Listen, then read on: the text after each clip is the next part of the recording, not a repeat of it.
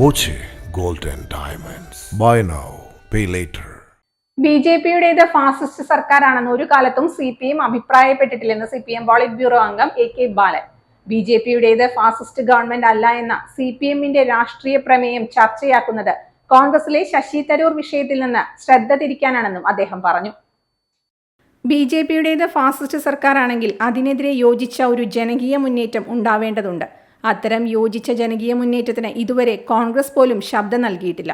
ബിജെപിയുടേത് fascist സർക്കാരാണെങ്കിൽ അതിനുള്ള തെളിവുകൾ എതിർക്കുന്നവർ ഹാജരാക്കണം. ബിജെപിയെ ഫാസിസ്റ്റ് സർക്കാരെന്ന് CPM ആരോപിക്കുകയാണെങ്കിൽ ഫാസിസത്തെ സംബന്ധിച്ചുള്ള CPMന്റെ ധാരണകൾ തിരുത്തുന്നു എന്നാണ് അർത്ഥം. CPM നേതൃത്വം നൽകുന്ന ഇടത് സർക്കാരിനെതിരെ കോൺഗ്രസ് ഉയർത്തിക്കൊണ്ടുവന്ന എല്ലാ ആരോപണങ്ങളും കുപ്പിവള പോലെ പൊട്ടിക്കാൻ ശശി തരൂരിന് കഴിഞ്ഞുവെന്നും അദ്ദേഹം പറഞ്ഞു. ഇപ്പം ഉണ്ടാക്കിയിട്ടുള്ള ഈ വിവാദം എന്ന് പറയുന്നത് മറ്റൊരു പ്രശ്നത്തെ തമസ്കരിക്കുന്നതിനാണ്. അത് ശശി തരൂർ ഉണ്ടാക്കിയിട്ടുള്ള പ്രശ്നങ്ങളാണ് അതിനുള്ള പ്രധാനപ്പെട്ട കാരണം. CPMനെ സംബന്ധിച്ചിടത്തോളം വസ്തുതയല്ല എന്ന് പറയാൻ പറ്റില്ല. ഇതിപ്പോ ഭീകരമുഖം RSSന്റെ ഭീകരമുഖവും BJP ഗവൺമെന്റിന്റെ ഭീകരമുഖവും തുറന്നു കാട്ടുന്നതിന് ഇതൊരു ഫാസിസ്റ്റ് ഗവൺമെന്റ് ആണ് എന്ന് ഞങ്ങൾ പറഞ്ഞു കഴിഞ്ഞാൽ ഫാസിസത്തെ സംബന്ധിച്ച ഞങ്ങളുടെ ധാരണയിൽ വരുന്ന തെറ്റാണത്, പെശകാണത്.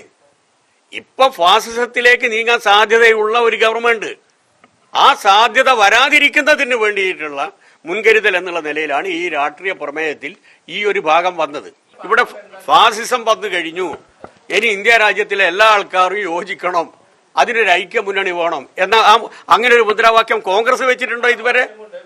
അദ്ദേഹത്തെ സംബന്ധിച്ചിടത്തോളം ഞാൻ പറഞ്ഞൊരു അമിതമായിട്ടുള്ള വിശ്വാസം, ഒരു പ്രതീക്ഷയൊന്നും ഞങ്ങൾക്കില്ല. അയാള് പിന്നെ ഒരഭിപ്രായം പറയുന്നു, ആ അഭിപ്രായത്തിൽ ഞങ്ങൾക്ക് യോജിക്കാൻ പറ്റാവുന്നതിനെ ഞങ്ങൾ റെക്കഗ്നൈസ് ചെയ്യുന്നു എന്ന് മാത്രം. അത് അവരുടെ ആഭ്യന്തര പ്രശ്നം. പക്ഷേ കേരളത്തിലെ ഇടതുപക്ഷ ജനാധിപത്യ മുന്നണി ഗവൺമെന്റിനെതിരായി ഇതുവരെ പടച്ചുണ്ടാക്കിയിട്ടുള്ള ആരോപണങ്ങളെല്ലാം വളപൊട്ടുന്നത് പോലെ പൊട്ടിച്ചു അദ്ദേഹം. ആ ഭാഗത്തോടാണ് ഞങ്ങൾക്ക് യോജിപ്പുള്ളത്. മുസ്ലിം ലീഗിന് അറിയാം, മുസ്ലിം ലീഗിനാണെങ്കിൽ ഒരു ദിവസം ഇനി ഭരണമില്ലാതെ ജീവിക്കാൻ പറ്റുന്ന ഒരു പരുവത്തിലല്ല അവരുള്ളത്. അപ്പൊ ഹൈക്കമാൻഡിനെ സ്വാധീനിക്കാൻ അവരാണിപ്പോൾ പോകുന്നത്. എങ്ങനെയെങ്കിലും കേരളത്തിലെ കോൺഗ്രസിനെ കഷ്ടപ്പെടുത്തണോ എന്ന് പറഞ്ഞിട്ട് കോൺഗ്രസ്സുകാരല്ല പോകുന്നത്. അതെ, ഞാൻ പറഞ്ഞില്ലേ, കൂടോത്തര കോൺഗ്രസ് ആണത്. കൂടോത്തര കോൺഗ്രസ് എന്ന് പറയുമ്പോൾ നിങ്ങൾ ചില്ലറയായിട്ട് കണക്കാക്കരുത്. അത് വിശ്വസിക്കുന്ന ആൾക്കാരെ സംബന്ധിച്ചിടത്തോളം വല്ലാത്ത പ്രശ്നം ഉണ്ടാവും.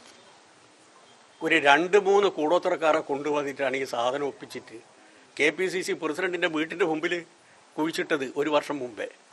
ഇത് കണ്ടുപിടിച്ച സമയത്ത് സുധാകരൻ പറഞ്ഞെന്താണെന്നറിയോ, 1 കൊല്ലം കഴിഞ്ഞിട്ടാണ് ഞാനിത് കാണുന്നത് എങ്കിൽ എൻ്റെ തല പൊട്ടി പോകുമായിരുന്നു, ഇപ്പം കണ്ടതുകൊണ്ട് രക്ഷപ്പെട്ടു എന്നാണ്.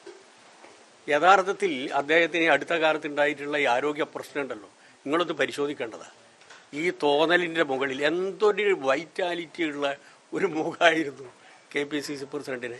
ഈ പരുവത്തിലേക്ക് എത്തിയത് ഈ കൂടോത്തരയല്ലേ? അല്ല, അദ്ദേഹം വിശ്വസിക്കുന്ന അങ്ങനെയാണല്ലോ.